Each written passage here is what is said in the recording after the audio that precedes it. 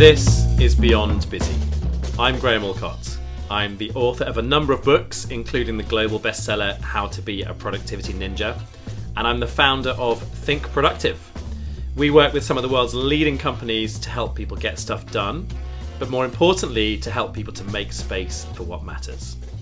Beyond Busy is where I explore the often messy truths and contradictory relationships around topics like work-life balance, happiness and success, and explore with interesting people what makes them tick. In short, this is where we ask the bigger questions about work.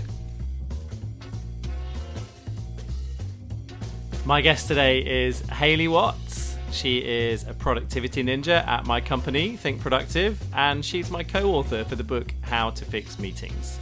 She's a mum, a coach, and also has a background as a leader in the charity sector, where she gained a lot of experience with meetings, both good and bad. In this episode, we talk about productivity, obviously, and how she helps people to change their work habits for the better. And of course, we delve into what's broken with meetings and how you can fix them. This is Hayley Watts. I'm with Hayley Watts. How are you? Hi, I'm good, Graham. Thanks. How are you? Yeah, I'm good. So we were talking before we pressed record about how sometimes it's, for some reason, more nerve-wracking doing podcasts with people that you know than it is with people that you don't know. I don't quite know why that is. But we know each other very well, having been colleagues for a number of years, and then having probably had about the closest working relationship you can ever have with somebody else, which is to be a co-author with somebody, right? Where you have to kind of live inside someone's brain for a little bit. So we're going to talk about how to fix meetings, but let's start a bit more at the beginning. So sure. How long have you been working with Think Productive now? How many years is it? Oh, just over 6 years. 6 years. And so your work as a productivity ninja, you're going into companies, working with our clients and helping them to have a better impact and be clearer and be better and do their best work. What do you enjoy about that work? Good question. I think the thing I really enjoy about it is just seeing things change for people. You know, our work is quite practical, isn't it? You know, we go in, we deliver some thoughts and ideas about how people can change their working habits and practices, but we actually get them to implement that on the day. And it's like you can sometimes see this penny dropping moment where people are like, oh, that's how it's going to be easier. And just seeing that change for somebody is just brilliant. Yeah. And we first met a really long time ago when I was in my first ever job. Yeah. And we were both project managers with a project called Millennium Volunteers, weren't we? Going back very many years, and then you ended up running the volunteer centre in Camden, and various other things. So, what drew you to working with Think Productive, having started in charities? Because it feels like we've actually had a very similar work history in that sense. We have, yeah, very similar. So I think when I was working, I was the CEO at the volunteer centre, and I was there for quite a while. I was there for about 9 years. A membership organisation, so lots of wanting to respond to members and do things well and represent all those organisations and people coming to us looking to volunteer. So small team, I guess, like most charities, more work than there is people to get it done. Yeah. So I felt very overwhelmed, very overloaded with my work, and that was partly like email was the thing that was like, I was saying to my chair, like, really need to sort this email thing out. And we had a conversation about getting you or Think Productive to come in and do the email course with us. So I was really nervous about you seeing my inbox, thinking, oh my God, this is really embarrassing. And I had nowhere near as many emails as I perhaps thought I did. But it felt really stressful, and it felt overwhelming. Every time I opened up my inbox, I had a mild sense of panic of like, oh my God, there's going to be all this work there that I'm not going to get time to do. So that really helped me. It really helped the rest of the team. And this was before you'd written your first book, How to Be a Productivity Ninja. Yeah. So I went away and decided I was going to learn more about this productivity stuff. And one of my trustees at the time was really into it and recommended some reading for me. And I went and got the book out the library. And then I took it back after 3 weeks, having not read it. And I was like, oh, this is really bad. And that was a bit of a moment where I was like, I really need to get my head into this stuff, because the email has really helped me changing my working practices and my behaviours around that. Work feels less stressful. I feel a bit more in control. I need to apply this logic to all the rest of my work. So I went off and learned about it, implemented like loads of stuff in a few of the productivity books that I'd read. And it helped hugely. It gave me confidence that like, yeah, what I'm working on at any point in time is the right thing to be putting my energy and my attention into. And it all started to feel so much better. But I couldn't get the rest of my team to do it. So I could see they were having the same problems. But yeah, that's how this is just like what Hayley's on about again at the moment. So one of the other productivity ninjas, Matthew, came in and did a 1-day workshop with the whole team. And then I think we had a conversation afterwards. You're like, hey, Matthew says you're really into all this productivity stuff. Why don't you come and join us as a ninja? And I was like, I'm not going to do that. And here we are. Yeah, it's funny, isn't it? So 2 things just to pick up on from there. One is, and this is always reassuring for people to hear, is that even the person who wrote How to Be a Productivity Ninja, in my first ever job, I was late to a time management course. Like that literally happened. That literally happened to me. I had to go to London to do this time management thing, and I was just late. So that happened. But the second thing is that what you described there is something I think is really interesting about the work that we do, which is that often it's not, you don't get less stressed because you've ticked everything off your to-do list and it's all done. You get less stressed and you feel more in control and everything makes more sense just because you change your relationship with that stuff, right? So a lot of productivity is not even actually about the things that you get done. It's about having the most appropriate relationship with that stuff, right? And like our relationship to information is really what it's all about. Absolutely. And if somebody had have said to me, what you need is you need to do some work on how you organise yourself and your productivity, I might have been quite rude to them about that. I'm very organised, but actually it's that changing that relationship and moving away from the expectation of everything is going to get done. Actually, the most impactful things need to get done, and the rest, some of it will and some of it won't, and that's okay, because we're just human beings and we can't do everything. Indeed. And it's quite sort of subtle, isn't it? I think sometimes, like you say, people can have this view of, I don't need to learn how to manage my time, or I don't need to be more organized, or people have a bit of a defensive reaction to that stuff. But actually the subtle little changes can bring out the most profound shifts, I think. The smallest little habits that you change, or just the way that you think about something in your brain, just the narrative you have with yourself. Sometimes those really small things can make the biggest difference. They really can. And I think, very often, particularly if you're talking to a journalist or somebody who's looking to, come on a course, they say, well, what's the one thing I can do? And it's like, well, sadly, there isn't just one thing. There's lots of little things, and those things build up and make it all start to feel easier. Yeah, that's one of the things I say quite a lot in keynotes is there is no secret sauce to productivity.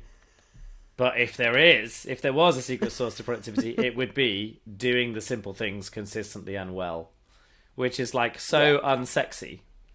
Because everyone wants the software or the secret tool or whatever. And it's like, no, there really isn't one. But there are lots of things that if you just take these things more seriously, just have a huge transformative effect. So there we go. Absolutely. So let's talk about the book. So we wrote a book, eh?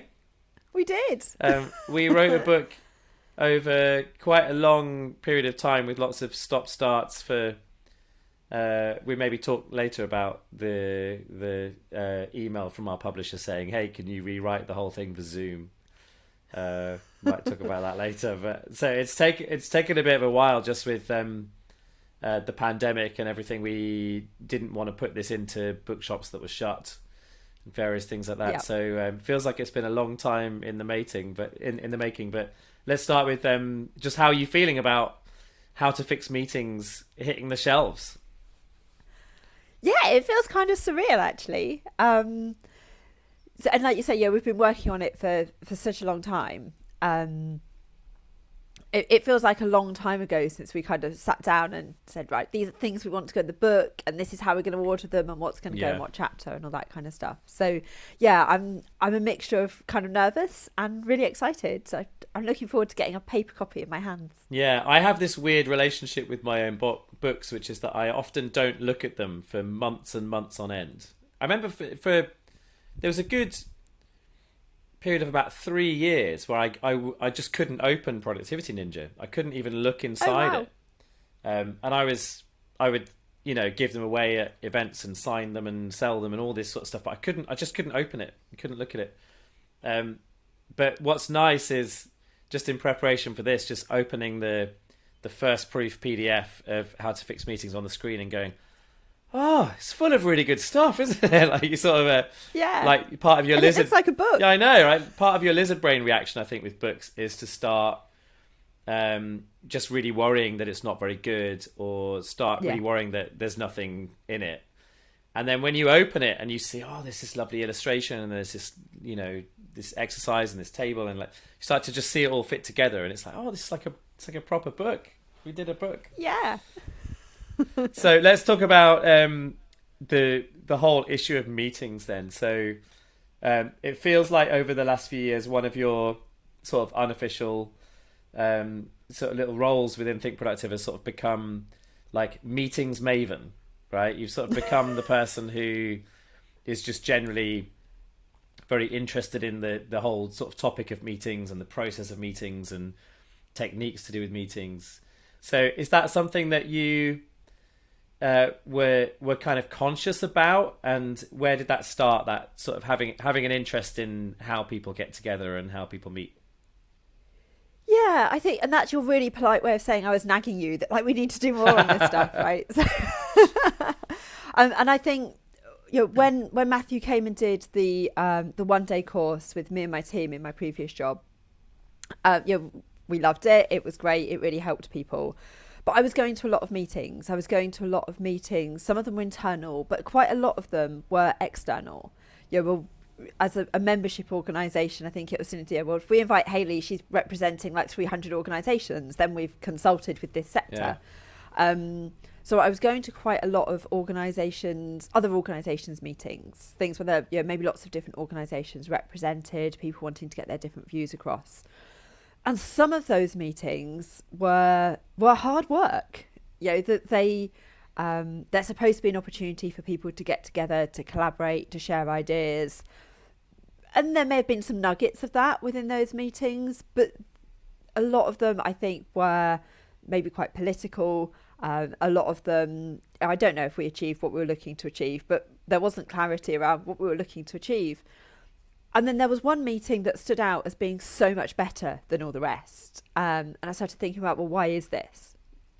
And it was the person who facilitated the meeting and his expectations and how they were set out. And the bar was just raised. It was like, well, if you come to this meeting and you take part in this group and this forum, then you will do work outside of the meeting. The meeting is where we decide what needs to be done, and the work happens outside of that. And if you weren't pulling your weight, you would expect to have a conversation with this guy about that. And he was great around that. So I think we did the what was then called Making Meetings Magic, the Think Productive workshop, and started kind of just applying a lot of this logic in different places, and really saw some changes happening in a really good way around meeting with other people. And I remember having a conversation with somebody I was due to meet with, and she'd sent through this agenda that had like 2 or 3 words just on a piece of paper, and I was like, one of them was volunteering. I was like, okay, well, I have a whole team. I've got like 6 or 7 people working on different projects around volunteering. They each manage a team of volunteers who are supporting that work. Like, what aspect of volunteering do you want to talk about? It's a bit like that scene in The Office where David Brent is doing the appraisals, and he's got Big Keith, and he says to Big Keith, under strengths, you've written accounts. And he's like, but that's your job. And he's just like, yeah.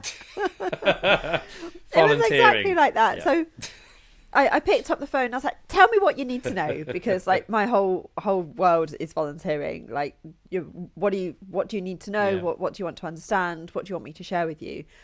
And And we had like a 5-10 minutes maximum conversation. But then when it came to the meeting, like, you know, everything worked really well. And she was like, that was a really good meeting. It didn't take us anywhere near the hour that we'd got in the calendar to do that.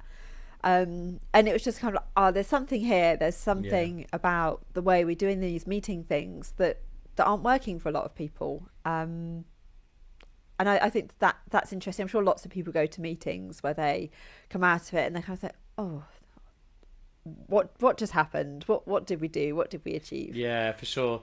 I think I was really lucky early in my career to work with, you know, people like Martin Farrell, who was a facilitator who did a lot of work with, you know, the UN on climate change and big, you know, sort of multilateral talks for the Fair Trade Foundation and all this sort of stuff. And he was one of my trustees when I ran Student Volunteering England.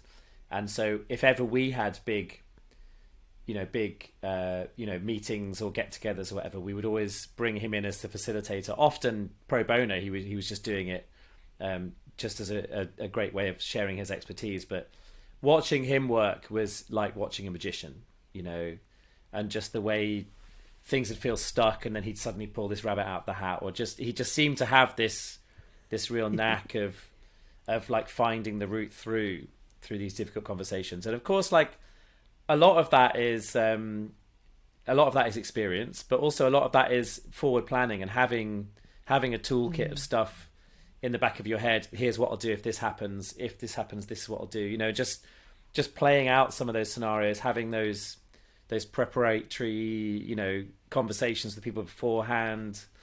You know, just trying to get them in the headspace of how they might resolve differences and stuff as well.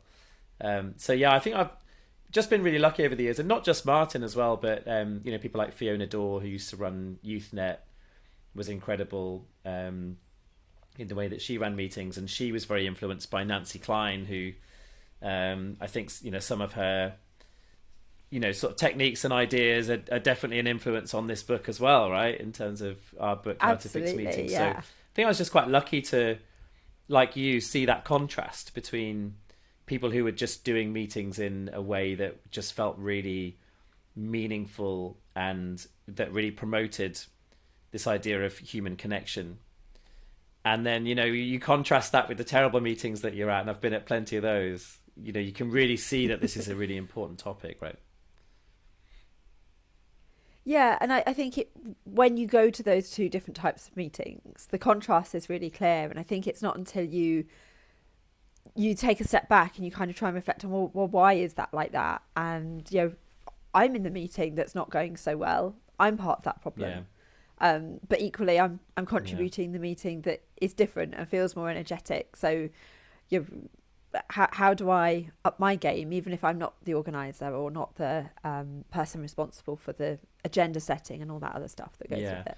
So the book's called How to Fix Meetings. We should probably start with why it needs fixing, and talk about what's broken. So what do you think is broken about meetings?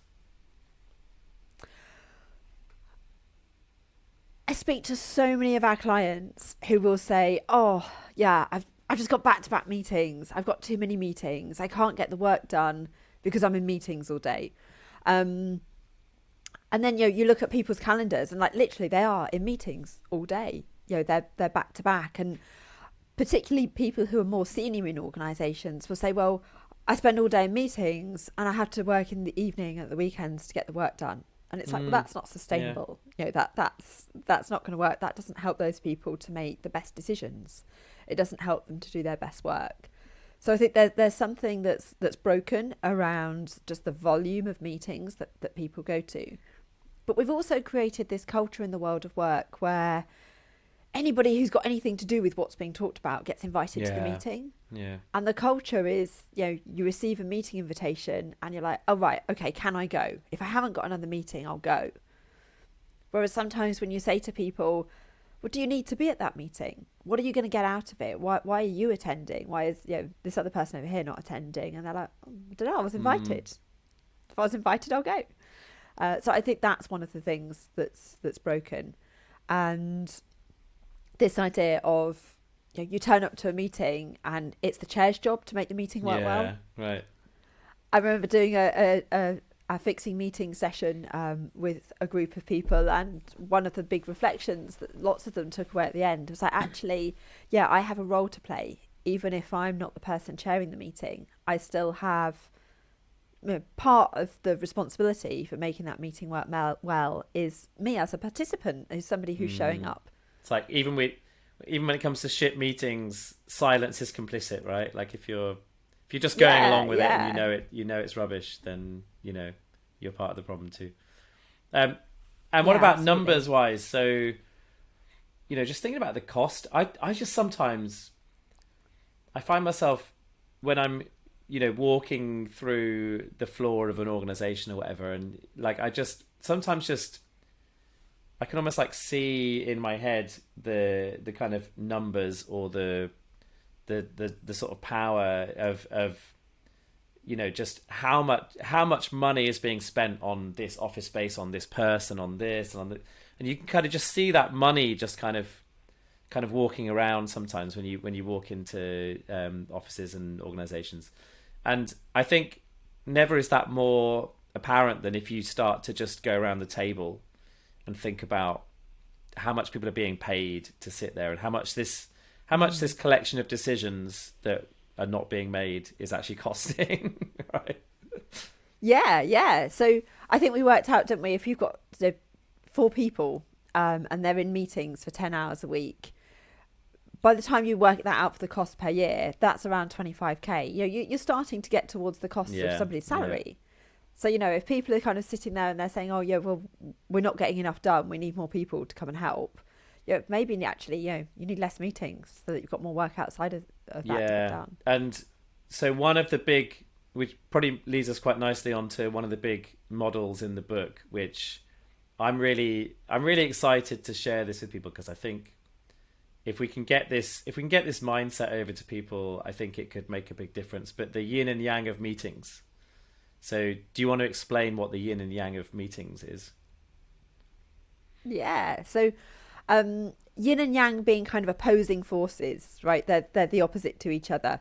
But if you think about that yin and yang diagram that I'm sure everybody's familiar with, you've got like a little seed of one in the other. So there's a little white dot in the black section and vice versa. So the yin being the desire to collaborate, the desire for everybody to have their say.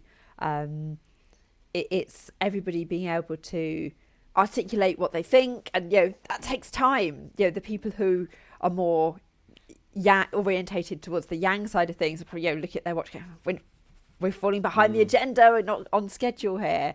So that yang is the wanting to keep to time, wanting things to be succinct, focusing on the task, whereas the yin is more, well, how's everybody feeling about this?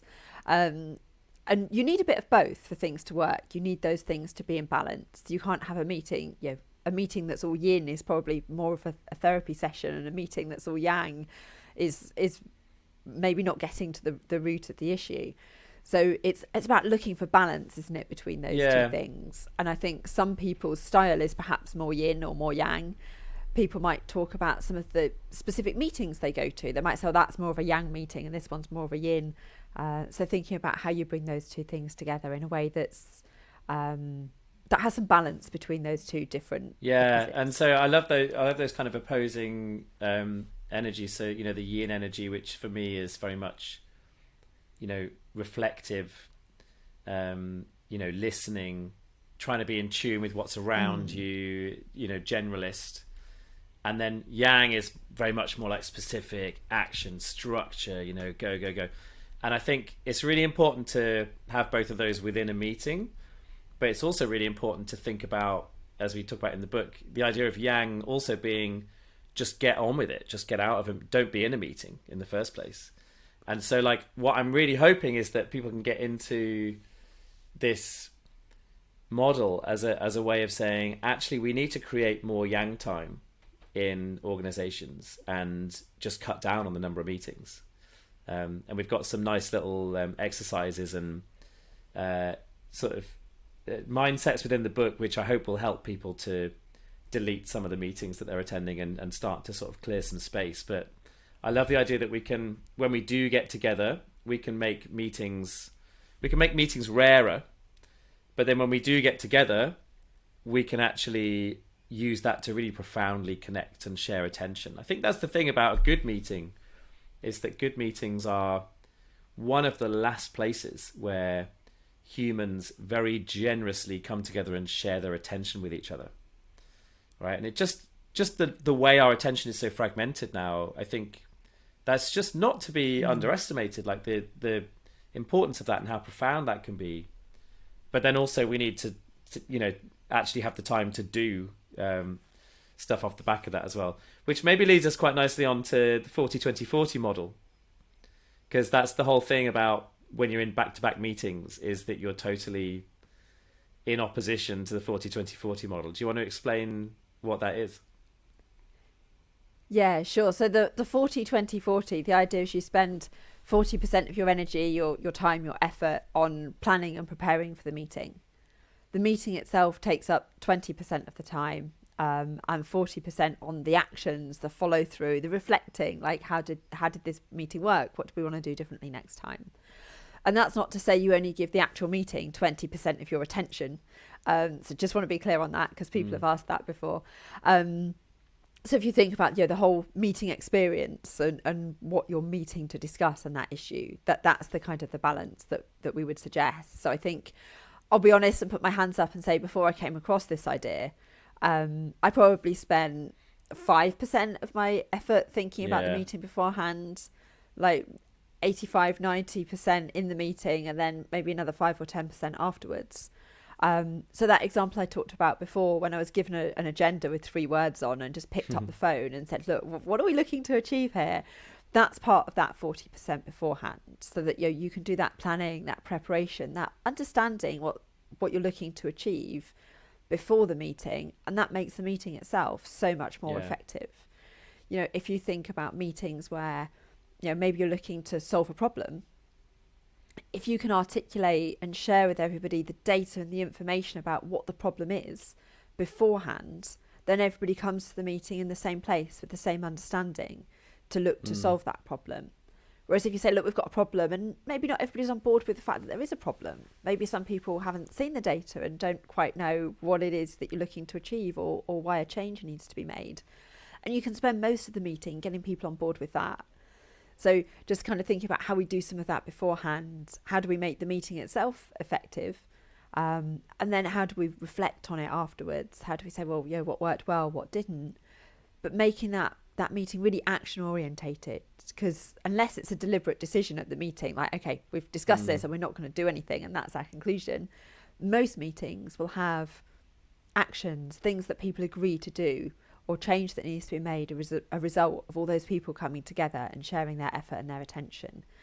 And if that follow through doesn't happen, like, what was the point of having the meeting? And then you end up, a month later having another meeting to recap the things that were decided before and no one's done anything about. Absolutely.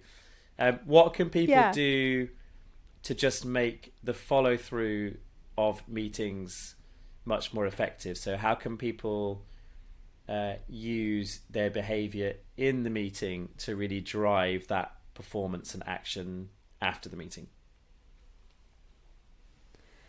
I think it's really good to be clear in the meeting, like, what are we going to do? So yes, we've talked about this idea, we've come to these conclusions, but what are we going to do, and who's going to take responsibility for doing it? And those people writing down those actions for themselves. I sometimes hear people say, well, I have got actions from that meeting, but nobody's emailed the minutes out yet, so I don't know what they are. It's like, well, you don't need to wait for somebody else to do that. They might not send the minutes out till the day before the next meeting. But you've got actions to do. You need to move that forward. So having clarity on that, making that kind of the expectation. Before we move on from this agenda item, let's just recap on the actions, who's doing what. And I think people often get carried away, don't they? You meet up with maybe the rest of the team in your team meeting, say, yeah, I'll do that. People say, oh, that needs doing. And then actually you get back to your desk and you look at the whole load of work you've got to do. And it's like, oh, actually, am I going to do that? So I think some honesty and understanding around that, but also being able to look at, okay, we've decided in the meeting that we're going to do these things. Which of those are like mission critical? Which of those things like need to happen and they need to happen soon. Which of those things are kind of the icing on the cake? They're a nice to have if we get around to doing it, because they're not all going to be equally important. Yeah, there's a couple of things that we share in the book that I think are really important around that. One is to ban the use of the word ongoing when it comes to writing down, minutes and stuff. Because when are they going to do this? Oh, it's just ongoing. Like, I think it's such a cop out. And I think when you have woolly, vague language, you get woolly, vague actions, right? So having a really specific, time period deadline. And also the other one, which I think is really important, is every action needs an owner, and that being a singular owner. I think as soon as you get into this is going to be this person and this person, well, suddenly you create the grey area between those two where it probably falls. And so having every action has, a really clear, articulated next physical action, right? Which obviously we talk about a lot at Think Productive. But then having an owner that's a singular person and a particular deadline. I think those are just such simple principles, but it's amazing how often they're just not followed, right? Yeah, and it sounds obvious, doesn't it? But I think so many people go to so many meetings that it's just easy to lose that. And to encourage people to think, okay, if I'm taking on this action, do I know what my next physical action is? If I'm taking on responsibility for delivering an outcome, do I know when I need to be doing that by? Do I know how it's going to be measured? Like, what does the other one? I think this is an interesting thing because it's one of the few examples of where meeting on Zoom is actually better than meeting in person. But when it comes to the person whose job it is to write the actions from a meeting, the great thing about Zoom is you can have them doing that live and sharing their screen. And the great thing about that, and I remember watching Martin Farrell do this quite a lot in a lot of his meetings, is that either at the end of the meeting or at the end of the section, like you were saying before, he would recap the actions, but he would get the person whose job it is to send the minutes out afterwards to read them out in the room.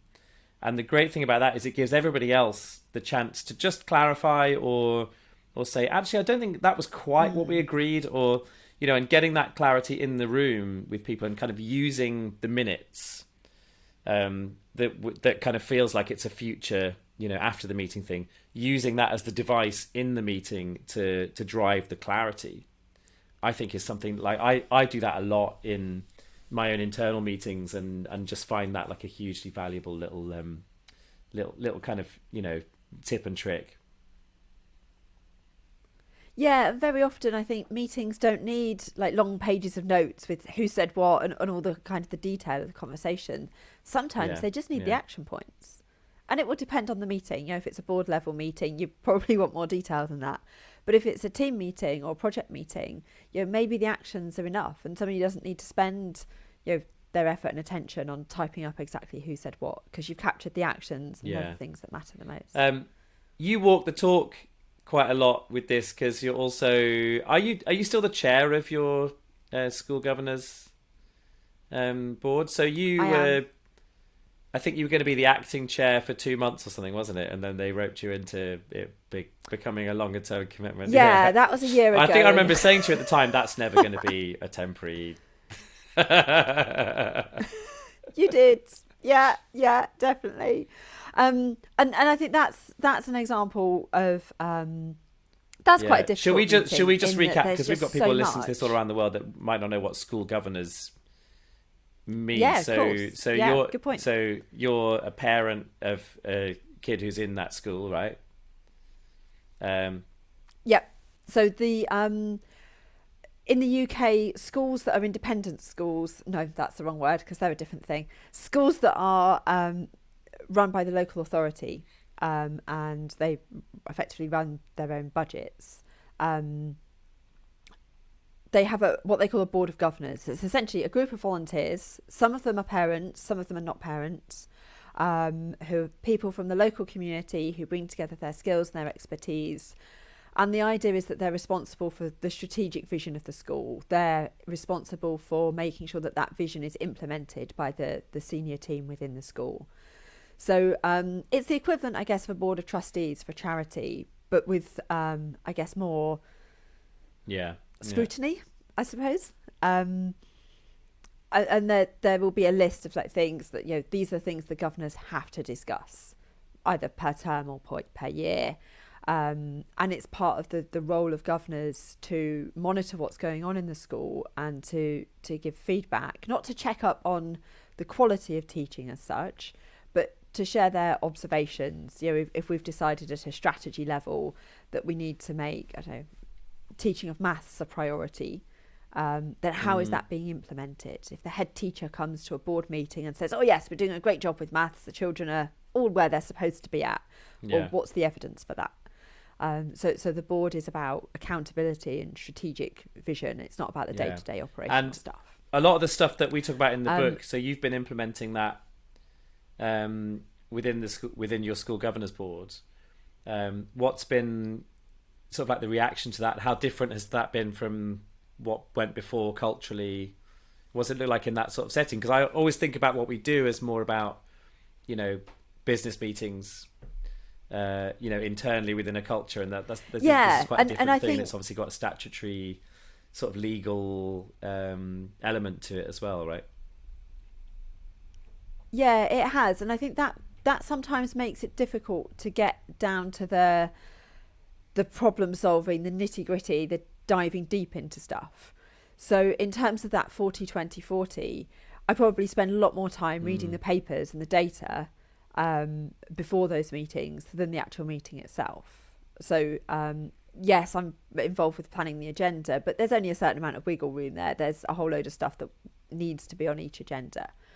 And we have a very competent clerk whose role it is to make sure we're discussing the things we're supposed to be. So reports are shared before the meeting. Everybody reads those before the meeting. If people have got questions about them, we now share those questions with the relevant staff before the meeting so that they can kind of plan and prepare their answers to that, maybe go away, find more information. And they verbally give the answers in the meeting so that everybody's receiving the same information, because obviously as governors we're all equally responsible. It's not like, well, Hayley's chair, it's all her responsibility. We all have equal responsibility across that group.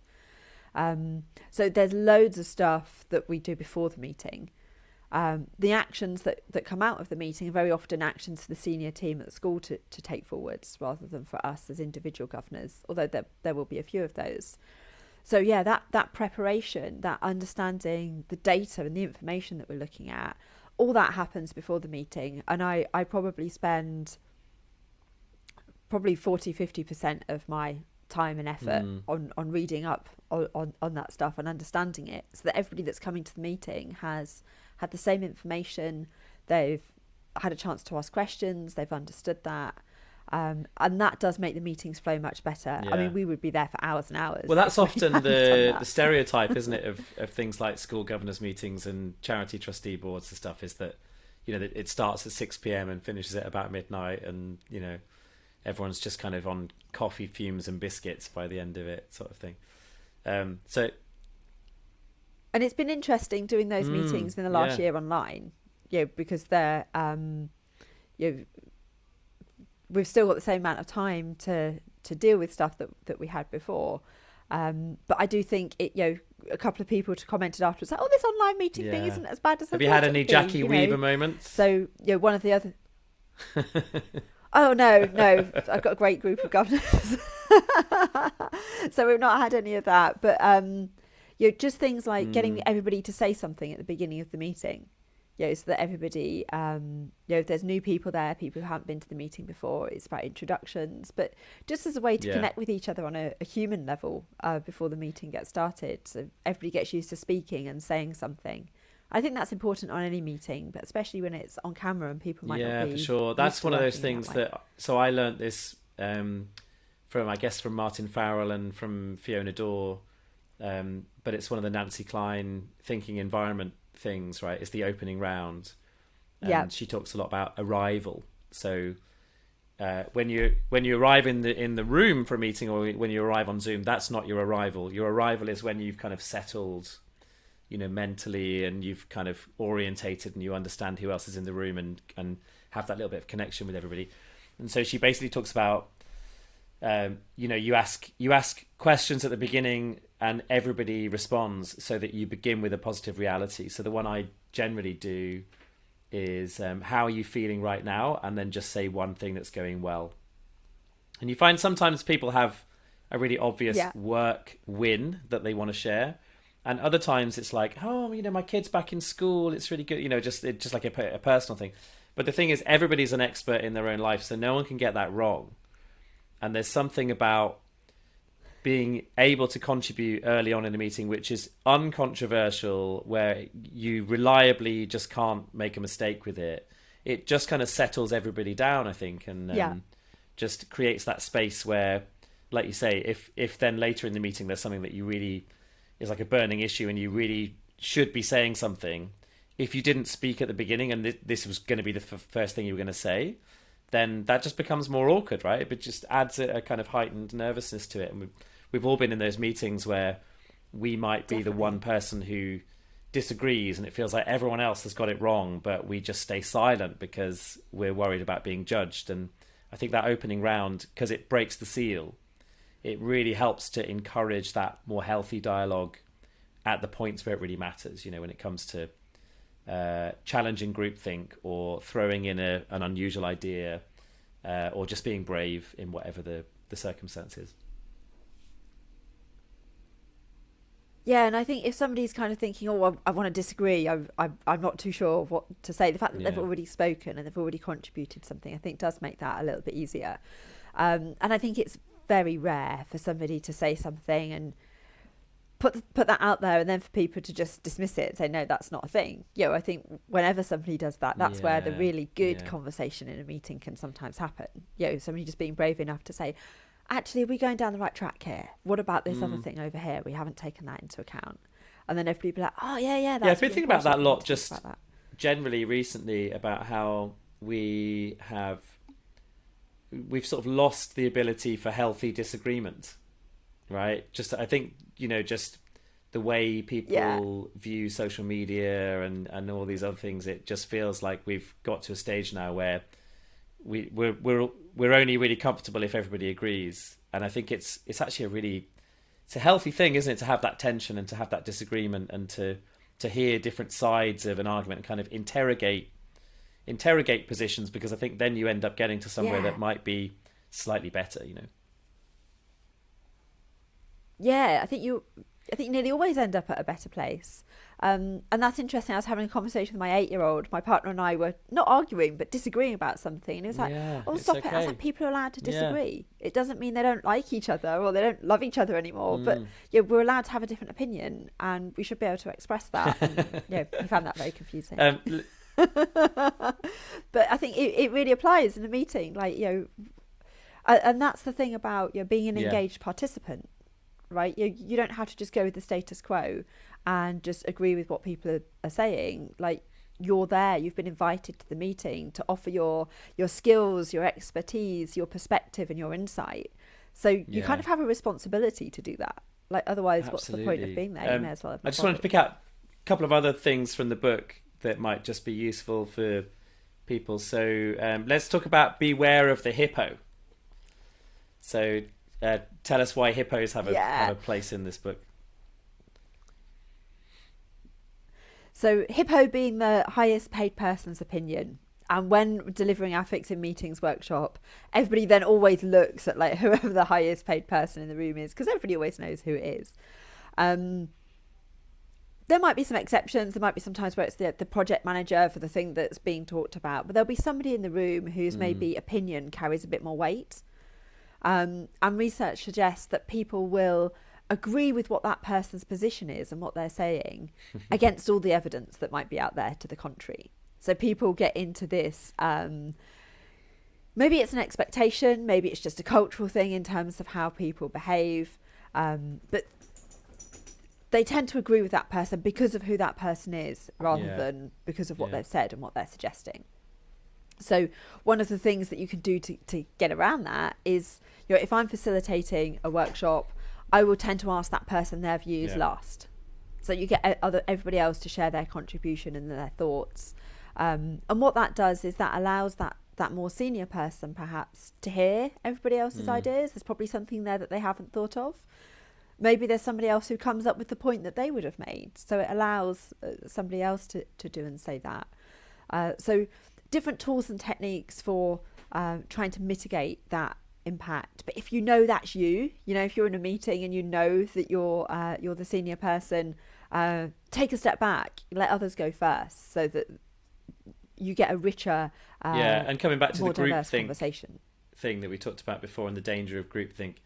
Part of this is about anchoring in a cognitive bias sense, isn't it? So let's say you ask the most influential person in the room, which generally is the most highly paid, not always, but the person who has that sort of sense of ownership. If you ask them first, everybody else's opinion, let's say it's a number, it's like, how much budget should we use for this thing, or whatever. And if the anchor is the highest paid person in the room saying it needs to be 100k, then everyone else will sort of use that and deviate, slightly above or slightly below 100k. So one of the things we talk about in the book is the idea of when it comes to voting, or when it comes to estimate kind of contributions, get everyone to do that silently on paper first. So in the room, okay, everybody just spend a minute, just come up with your thoughts on what this should look like. And then everyone's committed because they've written it down, so they can't anchor to the thing that, is about to be said by that person of greater influence. So that's a technique that I've used before, is like, just get people to actually just come up with it on their own first and sort of think independently of the anchor. And I think it's a good technique to use, not just to mitigate that kind of highest paid person, but sometimes you've got a discussion that's dominated by one or two people. Yeah. So this is a more equitable way for people to contribute, right? So if you're doing it physically in the room, you can do that on Post-it notes. If you're doing it on an online meeting, there are still tools where you can use Post-it notes, or you can use the chat. So you can ask people to kind of commit to their thoughts. This idea of kind of getting people to think about it before it's discussed. That silent meeting kind of model. So it's important that when you're doing that, everybody knows who's in the meeting, everybody knows who's who. You get together. I think we did a silent meeting for one of the focus groups, didn't we, for an early version of the book. And everybody got together on camera and shared who they were and what had brought them there. And then we had 3 or 4 questions that we asked people who had read the book to answer, and that was just on an online document, and people went online and they typed in their answers.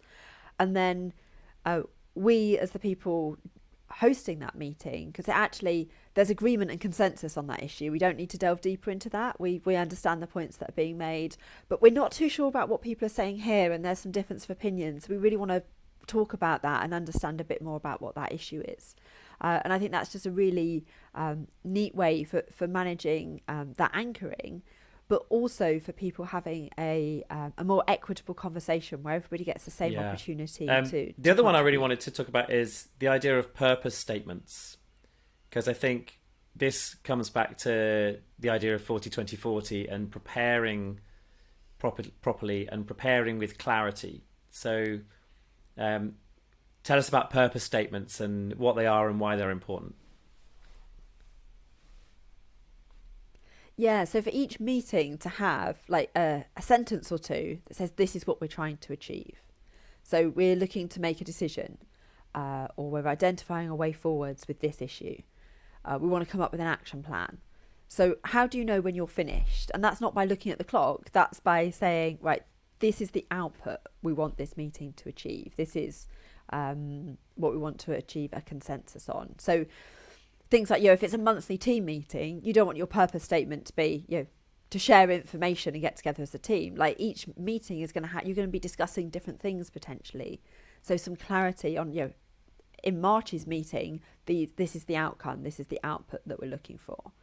And I think it's actually really helpful to break the agenda down, to have a purpose for each agenda item. Why are we discussing this? So it might be, well, we're discussing the problem, we're outlining what the issues are, and we're articulating that with a view to coming up with a solution. You hear your dog in the background,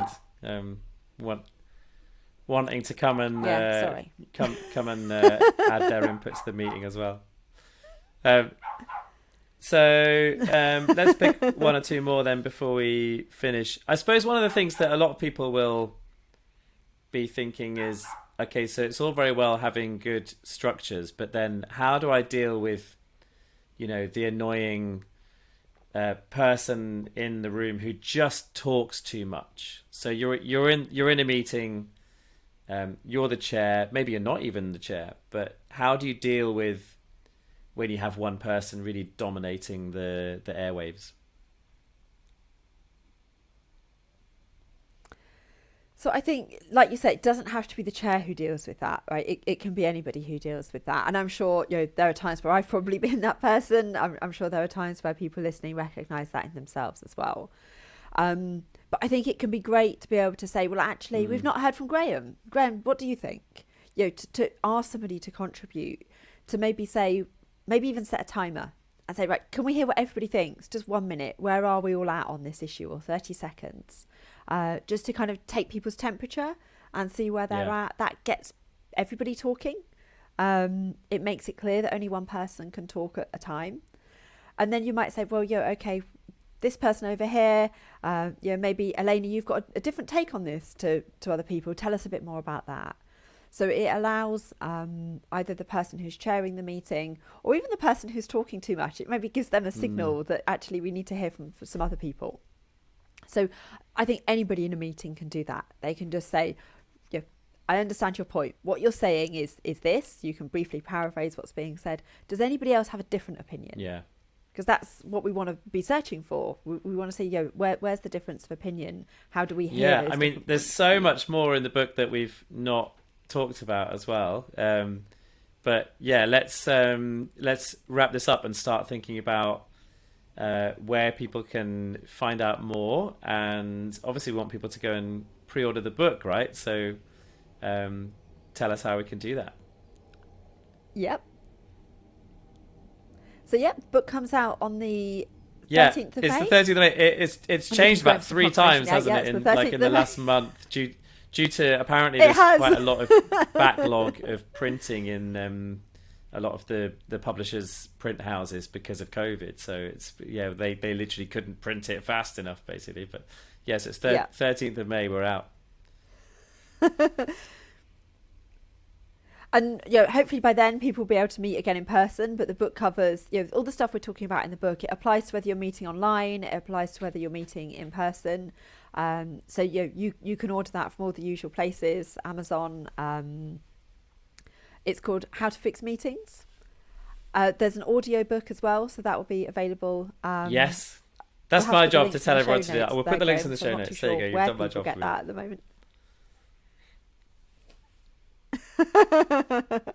And then if you're interested in meetings, workshops for your team, that's something we do as well. So depending on when you're listening to this, I know there are some dates coming up in April and May where Graham and I are doing a couple of free webinars to talk a bit about meetings.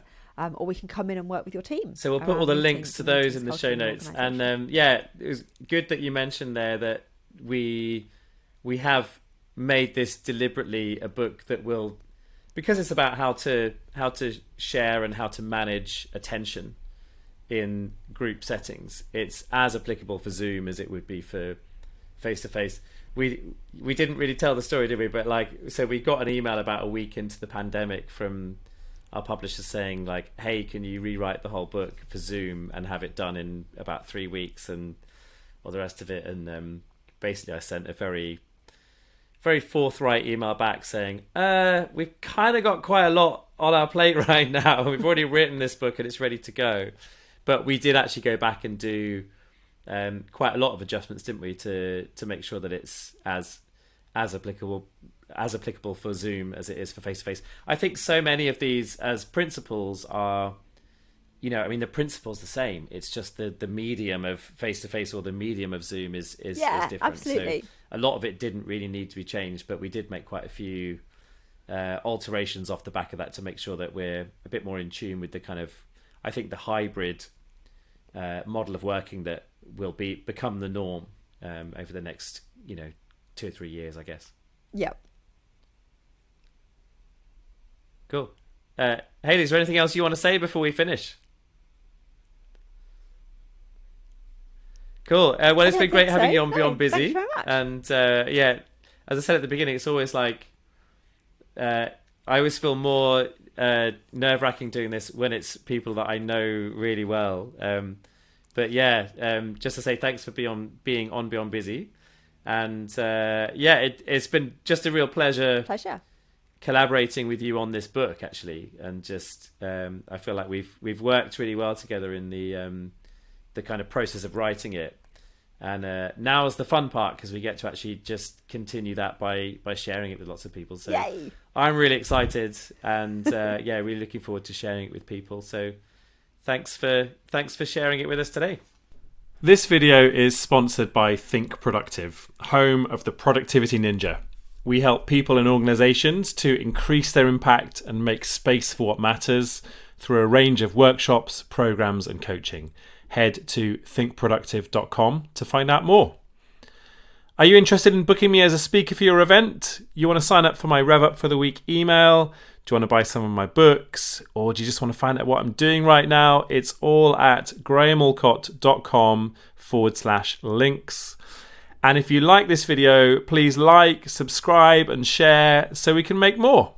Thanks for watching.